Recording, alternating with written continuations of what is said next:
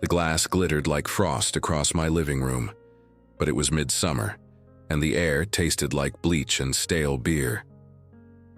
I stood barefoot on the threshold, dress bag slung over my shoulder, feeling the gritty bite of powdered drywall under my feet, and a heat that didn't belong to the weather creeping up my spine. My wedding shoes were zipped safe in a garment bag. My couch cushions were not safe at all.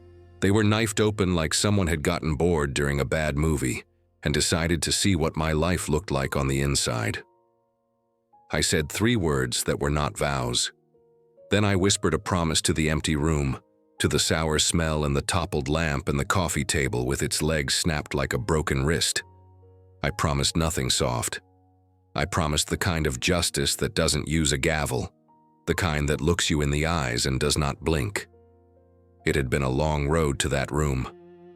I'm not sure when the first pebble of doubt had skittered across it, but my head knew my heart was slow. It began at a neighborhood bar in Brooklyn, all dim lamps and the hum of other people's conversations, where my fiancé Luke kept wiping a ring of moisture off the table with the hem of his sleeve because he was nervous. He was a calm kind of handsome, the patient guy who held doors and never told a bartender to hurry. I was there because I'd canceled a night shift and didn't know where to put the extra energy. He stepped into the space I'd made in my schedule, like he'd been saving it. We grew quicker than I expected. Between lukewarm coffees on park benches and Sunday mornings when the street outside went quiet as a church, we carved out something of our own. I rented a small apartment in a brick building with a cranky front door and baseboards that needed paint.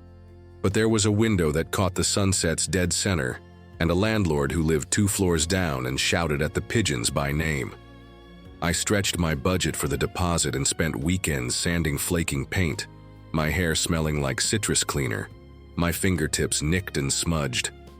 I bought my couch from a thrift shop so heavy the delivery guys joked we should charge it rent. I fell asleep on it more nights than I care to admit, muttering to myself that someday the future would be easy. Then came the best man. Zane arrived the way trouble does, with a grin too big for the room. He and Luke had grown up together somewhere outside of Boston, a place where the boys wore their caps backward and made the kind of plans that led to scars. He was the kind of guy who called me champ even after I asked him not to. He had the shoulders of a fullback and the attention span of a raccoon near a shiny thing. He had a joke for everything. He had a laugh that made you feel like you were missing a punchline. From the beginning, he treated my apartment like a clubhouse he hadn't yet tagged with his name. The first time he walked in, he looked around at my mismatched frames and the stack of cookbooks on the counter and said, "Cute. Temporary." When I tilted my head, he winked at Luke like I'd been told and simply forgotten. "Don't worry," he went on, stretching his legs and bumping the coffee table with his boot. "You'll get a real place once you're married, not this starter home vibe." I looked at Luke. He didn't laugh. He didn't correct his best man. He said, "Quiet. Zane." Zane lifted both hands in surrender, then grabbed a coaster and used it like a toy. By the time they left, I was scrubbing a footprint off the side of my couch. Later, Luke kissed my hair and said, "He's mouthy, but he'd give me the shirt off his back." "Why would I need his shirt?" I asked, hearing the sourness in my voice and hating it. If you've ever been humiliated in small ways, you know it's the micro cuts that turn you mean.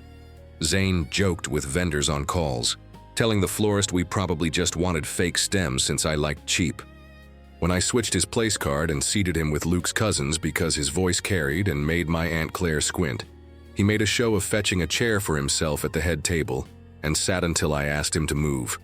He tagged Luke in posts about bachelor parties where someone wore a veil made of bar napkins. He told a photographer that my good side was the one facing away, while I smiled and pretended my hands weren't fists in my lap. He told Luke to keep his receipts for everything, in case this one doesn't last. He said it with a laugh, but his eyes slid to me to make sure it landed where he wanted. When Luke and I fought about it, it was quiet. I wasn't built for throne plates and walkouts. "It's like he thinks he owns you," I said, folding a dish towel because my hands wanted something to do. "And by extension, he thinks he owns me." "He doesn't," Luke said, voice edged with that tired patience of someone who's balancing loyalties on a too narrow rail. He just doesn't know how to be less. Teach him, I said. He looked at me then like I'd asked him to move the moon closer. We started keeping the spare key on top of the fridge instead of the hall cabinet because of Zane's habit of showing up with a six-pack and a need to crowd the couch. Still, he had a way of getting in. He had a way of making himself comfortable in places that weren't his. He had a way of sitting in the center of things, like he'd been born there. A few days before the wedding, I left my apartment early, list in hand, the kind of list that keeps you steady the way a railing does when the stairs don't trust you. I knocked a run of errands off like beads on a rosary. At the dress shop, the seamstress's pins whispered over fabric. The baker sent me home with a box of cookies for luck. On the subway back, my phone buzzed with a message from my landlord, Mr. Romano. Need to talk, not good. I called from the sidewalk, keys clenched between my fingers, the city heat laying its palm against the back of my neck. Mr. Romano's voice had a burr like gravel dragged in a bucket. He said there had been noise complaints. He said someone had propped the front door open and lugged in cases of beer. He said he found my door unlocked and my place a war zone. And he sounded equal parts angry and disappointed, the way people who care get when they've been made to look like fools. There goes your deposit, he said. I got contractors to pay. And that was how I stepped into the glittering glass and bleach and warm beer air of what had been my safe place. Someone had played music loud enough to make the picture frames edge their way down the wall. There was a smear of something on the kitchen floor that might have been ketchup, but smelled more like cheap hot sauce. There were words written in soap on my bathroom mirror, a joke at my expense about cold feet. There were shoe scuffs on the bathtub. There was my grandmother's framed needlepoint knocked face down on the rug, the glass spider-webbed. I called Luke, voice steady because something in me had gone cold and clicking. He didn't pick up. I texted. No answer. In the quiet that followed, it was like the room leaned in to see what I would do next. I swept for hours, or it felt like it. The broom bristled and the dustpan sang. I picked feathers from the shredded cushions and made a list in my head of what was ruined and what could be coaxed back to life. I found a cufflink under the radiator, polished metal gone dull with grime, something engraved into the back. I rubbed it with the shirt hem I'd thrown on, and when the light hit the curling letters, I could make out Z and L, the wedding gift Luke had joked he'd finally wear to look like an adult. The spit in my mouth turned to salt. I went downstairs to Mr. Romano's place and knocked. He opened the door with a band t-shirt on and a towel flung over his shoulder, hair damp from a shower. He raised his eyebrows at the cufflink in my open palm. "Your friends are pigs," he said, not unkindly. "They're not my friends," I said. He let me in. His apartment was neat in that way that either means a man lives alone or has learned to listen. There were baseball caps stacked like bowls on a shelf. A photo of another era, a younger man in a uniform with a grin that said he'd never learned to undersmile, sat on the mantel. He buttered a piece of toast and ate it standing up and watched me the way people watch dogs they don't know. "I've been saving for that deposit since I was eating rice and eggs in a kitchen with a door that didn't close," I said, a little breathless. "I'll fix what I can, I'll pay for what I can't, but I need you to know this wasn't me. This wasn't us. This was..." I stopped because I didn't want to say his name like an invocation. "It was the best man," I said instead. And even calling him that felt like giving him a victory he hadn't earned. Mr. Romano took the cufflink. He turned it in his thick fingers. "He found me," he said finally. "Called me, actually, like he was doing me a favor. Said he wanted to make sure I knew you had wild parties and no respect. Said you were wrecking the place before you ran off into married life like a deadbeat." My laugh came out like a hiccup, and a sob decided to hitch a ride. "I told him I saw worse," Mr. Romano said, voice going soft at the edges. "But I stupidly believed the part about not respecting the building. I'm old enough to know better. I'll be honest, kid. I wrote you off before you could explain. And then I came up to make sure I wasn't setting myself up for a lie. When I opened your door, I thought I'd walked into a frat house ghosted in a hurry. I should have called you, I should have asked. The best man destroyed my apartment before the wedding," I said. the words tasting both bitter and true. "He found my landlord. Deposit lost." Mr. Romano made a noise that could have been a string of curses pressed down into a single grunt. He walked to his kitchen window, pushed it up, let the street air in, then turned back to me like a decision had landed in him.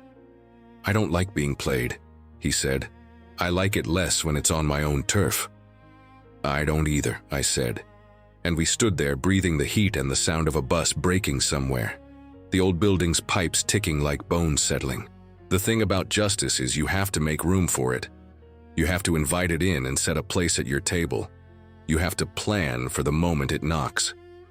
Mr. Romano put down his toast and fetched a manila folder from his hall table, thick with forms and notes in a tidy hand. "I had the cameras replaced in the hallway last winter," he said, casual, like he was talking about weather. "Not just the ones that blink a red light to scare kids. They actually work. I don't keep them running 24/7. But I had a reason to check them the day the downstairs door kept sticking. Maintenance. I had a little footage." He flipped the folder open.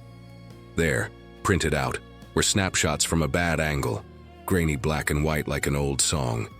But the figures were solid. One of them wore a cap backward. One of them carried a box of beer. Someone stumbled and laughed. Faces turned just enough for shadows to look like secrets, and just enough to recognize them anyway, if you knew how their mouths moved when they lied. I looked long enough to feel my anger tall enough to stand without help. "You want to come to the walkthrough?" Mr. Romano asked. "We can do it right, I'll schedule it. He'll need to be there. You should have your fiancé hear it without filters." "You're inviting me to your own show?" I asked, the corner of my mouth trying to flick up. "Kid," he said, "I'm inviting you to my building to tell the truth where lies got loud." We set the time for later that week, which meant the wedding clock ticked in another room while this one readied itself for the reckoning. I sent Luke a simple text. "Mr. Romano's walkthrough would like you there, important." He responded with a short okay that hung in the room like a shrug. I didn't sleep much. I pulled feathers, I patched, I glued what could be glued. I pulled the soap words off the mirror and scrubbed until the glass squeaked. I found, tucked between the couch cushions, a receipt for craft beer from a shop Zane loved to brag about because it made him feel like a connoisseur when really he just liked the label. I dropped it in my bag like evidence and said the word, "enough," into the empty room until it echoed back without shaking. On the day we met in the hallway, the building smelled like someone's dinner and old wood wax. Mr. Romano had his folder tucked under his arm and a look like nobody was going to get cute on his watch. Luke leaned against the wall with his chin tucked, eyes shadowed. Zane sauntered up a few minutes later with sunglasses on inside like someone who didn't read the room for a living. He clapped Luke on the back and looked at me the way you look at a street sign you plan to ignore. "What's this?" he said, a smirk already preloaded like a default screen. "We're doing an inspection? Little late for that, aren't we?" His voice lifted as he reached the word "we," like we were all in on a joke that would leave me the punchline. Mr. Romano didn't smile. "You're here because I asked you to be. You're here because you called me earlier this week and told me something I now know wasn't true." He set the folder on the radiator cover and opened it with a finger flick that would have looked elegant under a courtroom chandelier. The hallway stilled. Somewhere a child shouted in delight and a door closed gently, as if the building itself was stepping back to listen. Zane's grin flashed and cut out. "Okay, we doing this?" he said. Easy, but a muscle punched in his jaw. He edged toward Luke. "Man, your landlord's a character, huh? I told him to keep an eye on things because your girl here likes to host. I was doing him a favor. You're welcome, sir." He nodded at Mr. Romano, who stared back at him long enough to make the showy confidence look cheap. "I've lived here longer than you've known what rent is," Mr. Romano said. "I don't need your help keeping an eye on my building." He lifted a photo from the folder with 2 fingers, clean as a dealer turning a card. "But since you're offering to help, maybe you can help me identify the fella in the backward cap carrying a box of beer into my hallway the other afternoon. Maybe you can help me understand how he got a key." Zane blinked at the picture, then shrugged in a broad, almost theatrical way. "Grainy," he said. Could be anyone. Could be, Mr. Romano said. But it isn't. He set down the first photo and replaced it with another. Zane's profile turned toward the hall camera, just enough for the hooked line of his nose to show, for the little scar on his chin you could see in every childhood photo on Luke's mom's Facebook. Then another photo, Zane laughing at some joke that wasn't funny from here, handing a cap to someone out of frame, and then him disappearing through my door with the backward tilt of a man who thinks he owns the place he's walking into. Luke made a sound in his throat like he'd dropped something on the inside of his chest, and it had landed wrong. Zane slid his sunglasses up into his hair, as if seeing better might flip the script. "This is ridiculous," he said, scoffing so loud the consonants cracked. "You can't prove anything. They're just pictures of guys moving around." I reached into my bag and laid the cufflink on top of the photos. "This fell off under my radiator," I said. "I thought when you bullied me at my own engagement dinner you'd hit bottom. Turns out you were just on your way there." Zane's ears went a hot red starting from the tips. "Oh, so now you're making up forensic evidence?" he said with a laugh that lifted too late. "You could have bought that anywhere." "Except for the engraving," Luke said, voice rough. "We picked them out the day after you told me you lost yours at the bachelor party. Remember that story? The one with the upside-down cake and the sprinkler system?" He looked at me then, and the apology in his eyes forced me to look down before I lost my nerve. "You used my spare key," he said, almost to himself, like saying it out loud would make the version of his friend he carried around start to match the real one. I held up the beer receipt. "You bought 4 packs, I said, not bothering to soften my tone. Then I looked at Mr. Romano's photos again and did the math in my blood instead of out loud. "You dragged a few of your buddies along. You let yourselves in. You used my bathroom and my mirror and my couch like props for a story where I was the villain, and you were the hero saving a bro from a life of throw pillows and meal planning. You called my landlord to get ahead of it. You told him I was trash. You didn't think anyone would say the quiet part out loud under a fluorescent hallway light, with a folder, and a man who's been dealing with people's messes since before you learned to shave."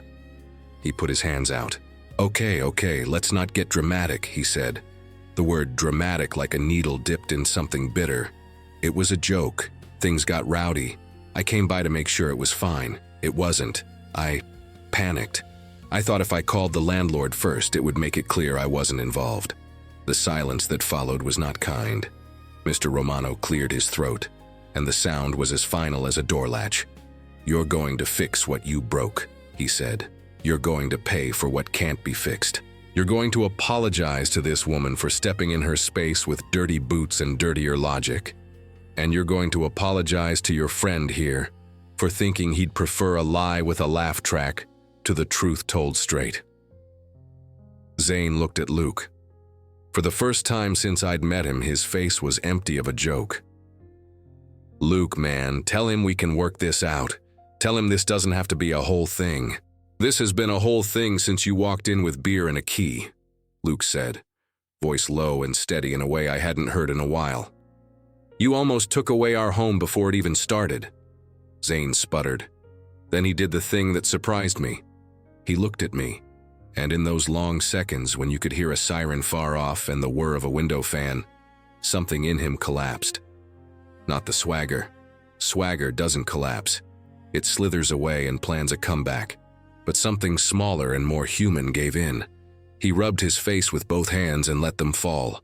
"I'm sorry," he said, and the words were mangled but not fake. "I wanted to shake you up. I don't know what I thought. That if things got messy you'd bail. That Luke would wake up, it was stupid and cruel, and I'm sorry." Mr. Romano, who had seen more apologies than church pews, nodded once. "Write a check," he said. "We'll call it a start." The number he asked for was not small. It wasn't even medium. Zane swallowed and pulled a pen out of a pocket like he was disarming himself. He bent over the radiator cover and wrote, and the scratch of the pen on paper sounded like a promise being dragged into the light. He handed it over with his eyes closed, like maybe if he didn't watch it leave his hand, he could pretend it wasn't real. "Consider yourself uninvited," Luke said, and the end of his sentence trembled like a guitar string cut loose. From my home. From my wedding. From any place where you have to choose between being funny and being decent. Zane nodded, the nod anonymous in that way shame makes us. He backed up, opened his mouth to say more, then shut it and went down the stairs without the swagger he'd arrived on. After he left, the hallway breathed again. Mr. Romano shifted the folder into his other hand and turned to me. "You'll get your deposit back," he said, "with a little bonus for the trouble. Just give me the apartment clean and safe," I said. "The rest will take care of itself." For a while it didn't. The next day and the next I swung between relief and fury, and a kind of sadness that didn't fit right. I wondered about the version of me Zane had invented, the caricature he used to keep his friend in his pocket. I wondered about the versions of himself he had to kill to grow up. I wondered how many times we forgive because the alternative is rebuilding our entire map of the world. In the clearest moments, I scrubbed and sewed and put the room back together. I walked to the hardware store, bought fabric dye, refreshed the cushions like I was rinsing the past out. I made iced tea and gave some to Mr. Romano when he came up to measure the baseboard he'd replace himself because waiting on contractors made him itch. "You're all right," he said to me once, unexpected. It landed like a blessing. When I saw Luke, he stood in the doorway with his shoulders slumped and his eyes missing a little of their usual mourning. "I should have taken your side earlier," he said. "I kept choosing the version of him I wanted to remember over the version standing in front of me. I'm sorry." He said it quiet, he said it twice. He said it like he meant it more each time. "Don't say it to me," I said, but I softened it with my voice. "Say it to the part of you that thinks loyalty means ignoring the fire until the smoke alarm gets bored." He smiled just a little. "You always make it a metaphor. Only when it'll stick." At the rehearsal, there was a space at the front where Zane would have stood. Luke asked his sister to take it. She came up and slipped her arm through his with an ease that made me glad to have been raised among women. When someone asked if we should delay the ceremony, if we wanted to give the best man a chance to, I shook my head. "He had his chance," I said, and the words didn't even taste mean.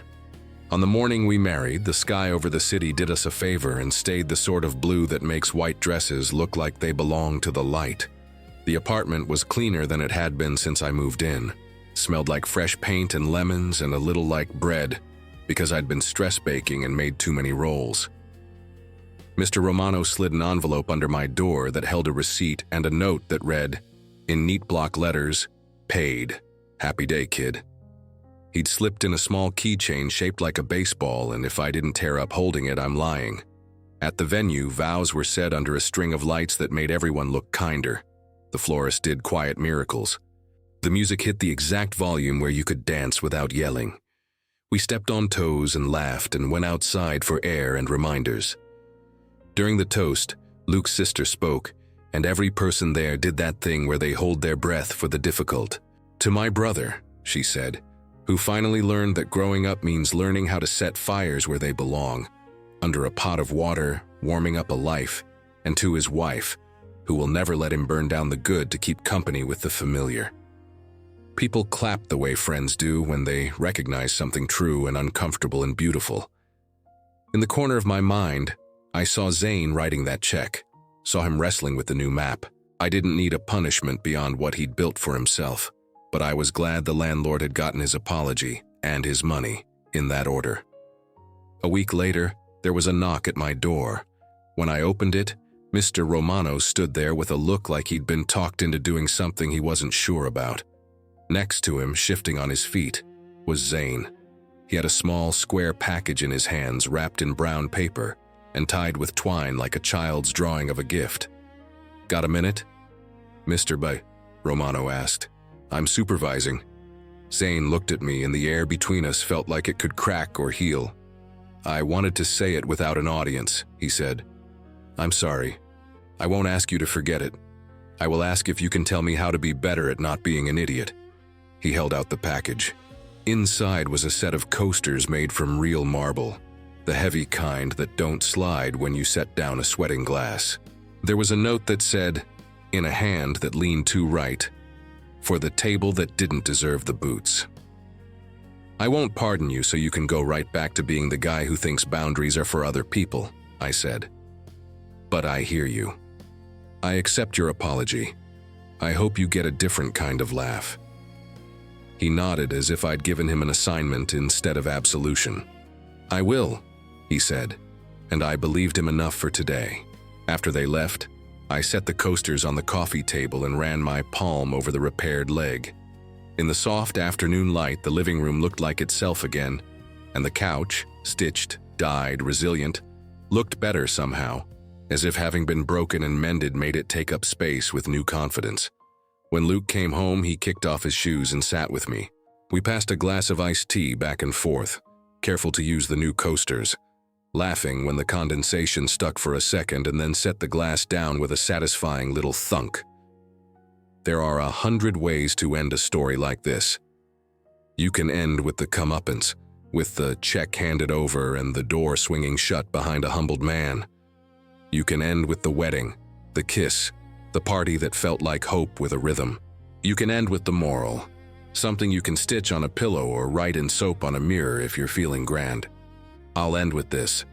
Sometimes the person who tries to wreck your home just hands you the blueprint to make it stronger. Sometimes the loudest person in the room learns to lower his voice, if only because someone finally made him listen to it played back. And sometimes the landlord on the second floor, the one who yells at pigeons and pretends not to notice when you leave your trash out too long, sees you and decides to stand with you in the hallway while you call a thing by its real name.